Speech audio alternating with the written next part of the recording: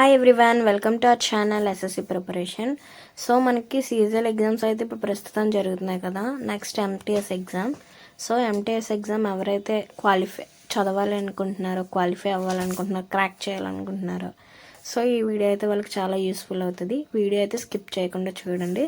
మొత్తం సిలబస్ ఏంటి, ప్యాటర్న్ ఏంటి, ఎలా చదవాలి ఏంటి అనేది మొత్తం ఈ వీడియోలో నేను చెప్తాను. సో మీరు వీడియోని లైక్ చేసి, షేర్ చేసి, సబ్స్క్రైబ్ చేసుకోండి, సరిపోతుంది. సో ఇంక లేట్ చేయకుండా వీడియోలోకి వెళ్ళిపోదాం. ఫస్ట్ మనకి ఎంటీఎస్ ఎగ్జామ్. ఎంటీఎస్ అంటే మల్టీ టాస్కింగ్ స్టాఫ్. ఇది 10th క్వాలిఫికేషన్ మీద తీస్తారు. సో ఇందులో ఎంటీఎస్ ఉంటుంది, హవల్దార్ ఉంటుంది. ఎంటీఎస్ అంటే 1 పేపర్ ఉంటుంది అనమాట. హవల్దార్ రాసే వాళ్ళకి ఫిజికల్ టెస్ట్ కూడా ఉంటుంది. సో ఎవరైతే నేను మ్యాథ్స్ చేయలేను, కొంచెం నేను మ్యాథ్స్లో వీక్ అనుకుంటారో వాళ్ళు ఈ పేపర్, నాన్ మ్యాథ్స్ స్టూడెంట్స్కి ఈ ఎగ్జామ్ అనేది చాలా హెల్ప్ఫుల్ అవుతుంది.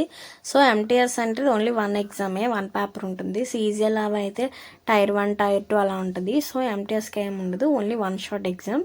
సో ముందు మన ఎగ్జామ్ ప్యాటర్న్ తెలుసుకుందాం. ఎగ్జామ్ ప్యాటర్న్ ఎలా ఉంటుంది, క్వశ్చన్స్ ఎలా వస్తాయి, ఎన్ని సెషన్స్ ఉంటుంది, నెగిటివ్ మార్కింగ్ ఏంటనేది ఈ వీడియోలో చెప్తాను.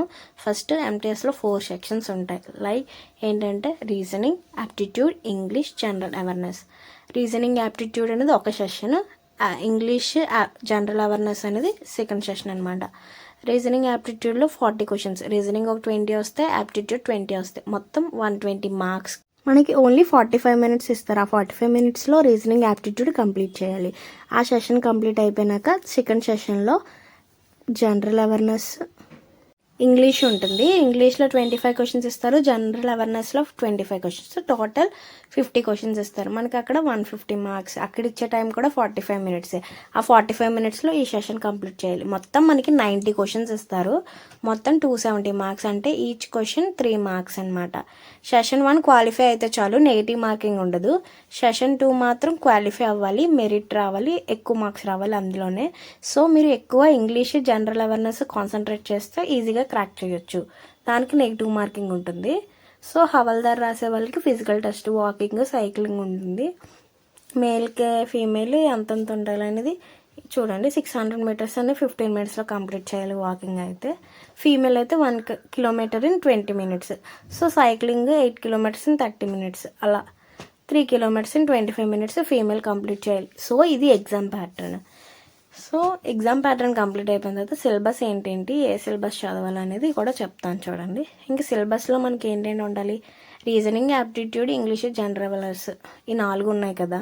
ఈ జనరల్ అవేర్నెస్ ఇంగ్లీష్ మీద ఎక్కువ కాన్సన్ట్రేట్ చేయాలి, ఎందుకంటే దానికే నెగిటివ్ మార్కింగ్ ఉంది కాబట్టి. సో రీజనింగ్, యాప్టిట్యూడ్ అంటే మీరు యాప్టిట్యూడ్ చేయలేపారనుకో, మ్యాథ్స్ చేయలేపారనుకో, రీజనింగ్ మీద ఎక్కువ కాన్సన్ట్రేట్ చేయండి. రీజనింగ్ ఎక్కువ క్వశ్చన్స్ ప్రాక్టీస్ చేస్తే మీకు లాజిక్స్ తెలుస్తాయి. సో ఈజీగా క్వాలిఫై అయిపోవచ్చు సెషన్ 1. తర్వాత ఇంక సెషన్ 2 మెరిట్ రావాలి. మెరిట్ మార్క్స్ రావాలంటే ఏ సిలబస్ చదవాలి, ఏ టాపిక్స్ చదవాలి అనేది వీడియోలో మొత్తం క్లారిటీగా చెప్తాను. వీడియో లైక్ చేసి, షేర్ చేసి, సబ్స్క్రైబ్ చేయడం మాత్రం మర్చిపోకండి. ఫస్ట్ యాప్టిట్యూడ్లో ఏంటంటే number system, LCM and HCF, percentage, time and work, ratio and propagation, algebra, simple interest and compound interest, profit and loss, distance and time, graphs and data, geometry, trigonometry, mensuration. ఈ topics ఎక్కువ prepare అవ్వండి యాప్టిట్యూడ్లో. రీజనింగ్లోకి వచ్చేసరికి మనకి verbal, non verbal అని ఉంటుంది. వెర్బల్లో analogy, classification, coding and decoding, numbers and alphabetic series, ranking, blood relations, Venn diagrams, mirror and water images, directions, ఇవన్నీ వెర్బల్లోకి వస్తాయి. సో ఇంకా నాన్ వెర్బల్ ఏంటంటే figure completion, embedded figures, paper folding and cutting, ఇవి ఉంటాయి కదా. ఇవి నాన్ వెర్బల్ అనమాట. సో మీరు మ్యాథ్స్ చేయలేనప్పుడు రీజనింగ్లో ఈ టాపిక్స్ ఎక్కువ ప్రిపేర్ అవ్వండి, వెర్బల్ అండ్ నాన్ వెర్బల్. ఏంటంటే సిరీస్ అంటే మనకి కోడింగ్ అండ్ డికోడింగ్ ఉంటాయి కదా, A to Z letter series, వాటి నెంబరింగ్ ఇవ్వడం, ఈ టైప్ ఆఫ్ మీరు ఎక్కువ ప్రిపేర్ అవ్వండి. ఎక్కువ ప్రీవియస్ ఇయర్ క్వశ్చన్స్ కూడా చేస్తుండే, అంటే డైలీ ఒక మాక్ టెస్ట్ రాశారనుకో మీకు రీజనింగ్ అనేది చేసేయచ్చు. యాప్టిట్యూడ్ ఒకవేళ కొంచెం అన్ని టాపిక్స్ కంప్లీట్ చేయలేకపోయినా మీకు ఎక్కువ కొంచెం పర్సంటేజెస్, ప్రాఫిట్ అండ్ లాస్ ఇవి కొంచెం టచ్ ఉంటాయి కదా, మనకు ఆల్రెడీ మ్యాథ్స్ ఉంటుంది కాబట్టి ఇవి ఎక్కువ ప్రిపేర్ అవ్వండి. గ్రాఫ్స్ అండ్ డేటా ఎక్కువ ప్రిపేర్ అవ్వండి, ఎందుకంటే దాని నుంచి 5 క్వశ్చన్స్ వస్తాయి, అంటే 5 మార్క్స్ వస్తాయి. ఒక డేటా ఇస్తాడు, ఒక గ్రాఫ్ కానీ దాని నుంచి ఒక 5 క్వశ్చన్స్ అడుగుతాడు. అలా అంటే మీరు 5 క్వశ్చన్స్ అక్కడ 5 మార్క్స్ గెయిన్ చేయొచ్చు, 5 క్వశ్చన్స్ అటెంప్ట్ చేయొచ్చు. సో మీరు ఏం టాపిక్స్ ప్రాక్టీస్ అవుతారంటే ఎక్కువ profit and loss, percentages, graphs and data ఎక్కువ ప్రిపేర్ అవ్వండి. ట్రిగ్నోమెట్రీ కూడా చూడండి, ఫార్ములాసే కాబట్టి. సో ఈ టాపిక్ ఎక్కువ ప్రిపేర్ అవ్వడానికి ట్రై చేయండి. ఇంకా రీజనింగ్లో ఎక్కువ బ్లడ్ రిలేషన్స్ చూడండి, అందులోంచి క్వశ్చన్స్ వచ్చే అవకాశం ఉంటుంది. Series, classifications, coding and decoding ఎక్కువ చూడండి. నాన్ వెర్బల్లోకి వచ్చేసరికి ఎంబెడెడ్ ఫిగర్ కంప్లీషన్ ఎక్కువ ఇస్తాడు. సో రీజనింగ్లో ఇలా ప్రిపేర్ అయ్యానుకో, రీజనింగ్ యాప్టిట్యూడ్, మీరు ఆ సెషన్ అనేది క్వాలిఫై అయిపోవచ్చు, ఇలా నేను చెప్పినట్టు ప్రాక్టీస్ చేస్తే. సో ఇంకా ఇది రీజనింగ్ మొత్తం pattern, reasoning aptitude syllabus, exam pattern మొత్తం. సో ఇంకా తర్వాత మెయిన్ సబ్జెక్ట్ వచ్చి జీకే అండ్ ఇంగ్లీష్. మనకి మెరిట్ ఎక్కువ రావాలి అంటే ఎక్కువ మార్క్స్ గెయిన్ చేయాలన్నమాట. సో నెగిటివ్ మార్కింగ్ ఉంటుంది కాబట్టి కొంచెం జాగ్రత్తగా చదువుకోండి.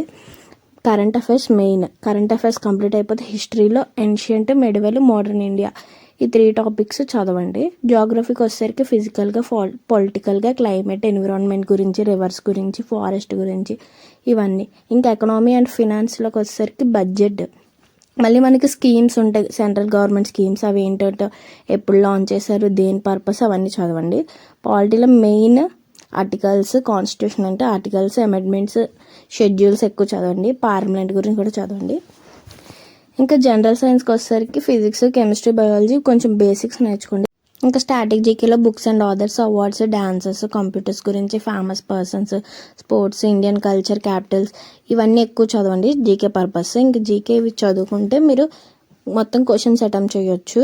సో జీకే కంప్లీట్ అయిపోయిన తర్వాత ఇంక ఇంగ్లీష్లో మనకి గ్రామర్, వొకాబులరీ ఎక్కువ. గ్రామర్లో పార్ట్స్ ఆఫ్ స్పీచ్ మొత్తం, ఆర్టికల్స్, టెన్సెస్, వాటి స్ట్రక్చర్స్, రూల్స్ చదవండి గ్రామర్లో. వొకాబులరీలో synonyms, antonyms, idioms and phrases, one word substitutions, spellings ఎక్కువ. తర్వాత రీడింగ్ కంప్రహెన్షన్స్ అంటే ఒక ప్యాసేజ్ ఇచ్చి దాని మీద questions, spotting errors, sentence corrections. Parajumbles అంటే ఒక 3 పాయింట్స్ ఇచ్చి పారా వైజ్, సెంటెన్స్ వైజ్ పెట్టమంటాడు. తర్వాత active and passive voice, direct and indirect speech, అంటే వాటి క్వశ్చన్స్ ఎక్కువ ప్రాక్టీస్ చేయండి. సో ఇంగ్లీష్లో ఈ టాపిక్స్ మీరు ఎక్కువ కవర్ చేసుకున్నారనుకో మార్క్స్ గెయిన్ చేయొచ్చు. జీకే మనం ఎంత చదివినా కొత్త క్వశ్చన్స్ వస్తున్నాయి. సో ఇంగ్లీష్ మీద ఎక్కువ కాన్సన్ట్రేట్ చేయండి. డైలీ 1 మాక్ టెస్ట్ కూడా రాయండి.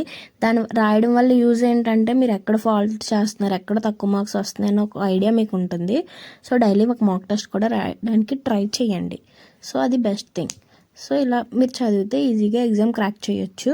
So that's it. Thank you for watching my videos. Don't forget to subscribe to my video. Stay tune for another video. Subscribe for more videos. Subscribe చేసుకోవడం మర్చిపోకండి.